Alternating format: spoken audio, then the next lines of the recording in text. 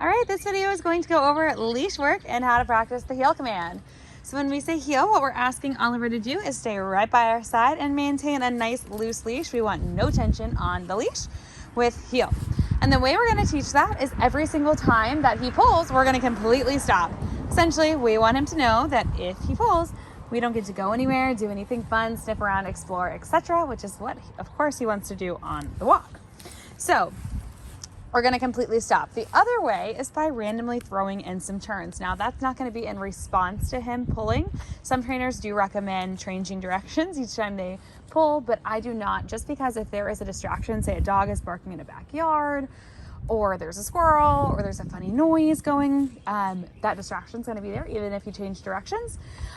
So we won't do that. We will completely stop, get used to it, settle down, just fight the distraction, and then continue on our way. But turns are useful just to practice heel and get them focused on us, and we don't want them just anticipating where we're going. We want them really, truly engaged in doing their job on the walk of healing. So once we have them seated, sit. Yes, good boy. I'm going to stand slightly in front of him. There'll be more on that in the door video. Then I'm going to say, okay, let's go, heel. And we'll continue on our walk. Good boy, Oliver. This is great. Very good. Now, Good job. Yes, okay. Sit. Oliver, sit. Yes, good boy. Okay, let's go. Heel. Good job. So he's definitely struggling a bit on the leash in comparison to other areas of the curriculum, but he's gotten so much better. This is not bad. He's doing pretty well. He's not just charging ahead. He's staying by my side for the most part, which is good. And he's also really great about stopping when I stop. There's no tension. He's not pulling. If that happens and I'm stopping because he's pulling and he completely stops right away, I don't have to make him sit. You can just immediately go, okay, let's go, heel, and continue. Good boy, Oliver. Good heel. Good heel. It's okay. I know cars are still a little scary. He does still get a little freaked out by cars. So just make note of that. We have been practicing by just sitting on the porch and giving him treats when they pass by, and he stays calm or he acts normal. So I'll have him out on the leash. You can do that in your front yard as well. Oliver, sit. Yes, good boy. Oliver, look. Yes, good look. Good job.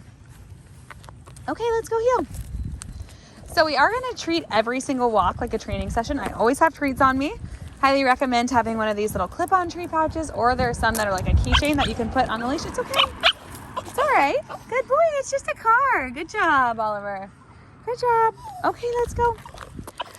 So always keep treats, and just keep in mind that it's always going to be all about quality over quantity. So even if he has energy and you want to wear him out before you guys leave him in his crate for a bit or before you have company over, just keep in mind that having him do his job of healing and focusing on that is going to wear him out much faster than just going for distance.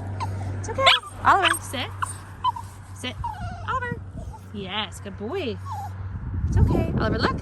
Yes, good job. So his tail will be wagging when cars pass by, but he does still get freaked out with the noise. Okay, let's go heel. So keep him getting used to that. He's come a long way, but still could use some more practice there. Oliver. Yes, good boy. Yes, good heel, Oliver.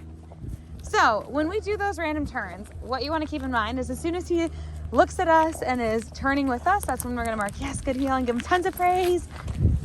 Good boy, Oliver. Yes, good job, good look. Yay. Good boy. And just in general, if he looks at us while we're out on the leash, we're going to give him lots of praise. It goes back to the look command and just at what they're paying attention, what they're looking at, that's what they're paying attention to. It's okay. It was just a car. Sit. Good job, Oliver. It's okay, just a car. Good boy, look. Yes, good job. They're not so scary, so we can see we can still earn treats. Nothing's happening, just a car going by. We got you safe on the leash. Okay, let's go heel. So with those random turns, when he looks at you to turn, or if he just looks at you ever while you're walking, give him tons of praise. It's okay. Wait, just a car. Good boy. Okay, heel. I will say I live on kind of a busy road with a lot of trucks and buses, and I think school buses going by freaked him out a little bit. So that is something that needs to be worked on a bit more, but he will certainly get there just with more positive reinforcement and positive association. Oliver. Yes, good boy. Yes, good job. Good heel, Oliver. So that's just a nice random, leave it. A nice random turn. Good boy, Oliver.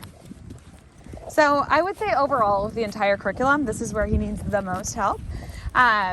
He's done excellent with commands. He's doing really well with potty and crate training, but the leash work still has some ways to go, but that's okay. Every puppy progresses in different areas at different paces.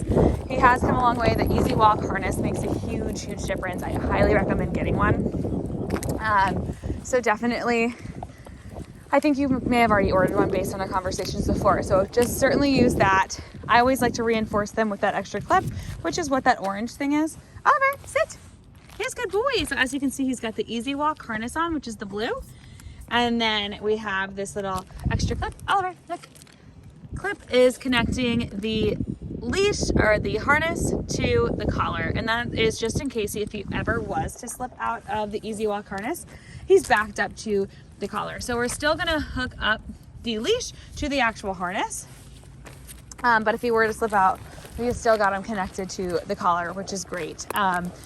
Likelihood he slips out is pretty low, but with anything that's strappy, I just like to reinforce it always.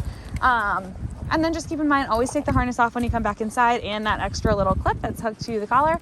We don't want that to get snagged on anything. So that's really important too. So keep that in mind.